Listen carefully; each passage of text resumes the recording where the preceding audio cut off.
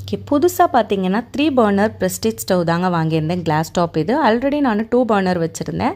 அதில் ஒரு 4-5 இயர்ஸ் நான் வச்சுருந்தேன். கிளாஸ் டாப்பில் எந்த பிரச்சனையும் வரல. அதனால் அதே மாதிரி கிளாஸ் டாப்பே வாங்கிட்டேன். இதில் இருக்கிற ஸ்பெஷல் ஃபீச்சர் என்னென்னா, இதை அப்படியே லிஃப்ட் பண்ணிவிட்டு நம்ம வாஷ் பண்ணிக்கலாம். அதில் ஒரு நாப் கொடுத்துருக்காங்க. அதை ரிலீஸ் பண்ணோன்னா தான் அது கீழே இறங்கும். அடுத்ததாக அடிஷ்னலாக இதில் வந்துட்டு ஒரு ஸ்டாண்ட் கொடுத்துருந்தாங்க. அது எதுக்குன்னு தெரியாமல் நானும் என் ஹஸ்பண்டும் தவிச்சிட்டு இருந்தோம். இப்படி வைக்கிறதா அப்படி வைக்கிறதான்னு. சரி, ஓகே, அப்புறம் புரிஞ்சுது அது பெரிய பாத்திரம் வைக்கிறதுக்காக. நான் அதனால் அதை இப்போதைக்கு எடுத்து ஓரமாக வச்சிடலான்னு வச்சுட்டோம். இதில் எனக்கு ரொம்ப பிடிச்சது இந்த பிளேட்டோ ஸ்டாண்டோ தனியாக வர்றது தாங்க. ஏன்னா 2 பர்னரில் பார்த்தீங்கன்னா அந்த பிளேட் அதிலே ஃபிக்ஸ் ஆகிட்டு இருக்கும். அதனால் வாஷ் பண்ண கொஞ்சம் கஷ்டமாக இருந்தது. இப்போ ஈஸியாக நம்ம ரிமூவ் பண்ணி வாஷ் பண்ணிக்கலாம். சரி, ஃபஸ்ட்டாக ஸ்டவ் வச்சாச்சு. குட்டியாக ஒரு மஞ்சள் குங்குமம்லாம் வச்சு பூஜை போட்டுட்டு ஒரு பாயசமும் பண்ணிடலான்ட்டு பாயசம் தாங்க ப்ரிப்பேர் பண்ணிகிட்ருக்கேன்.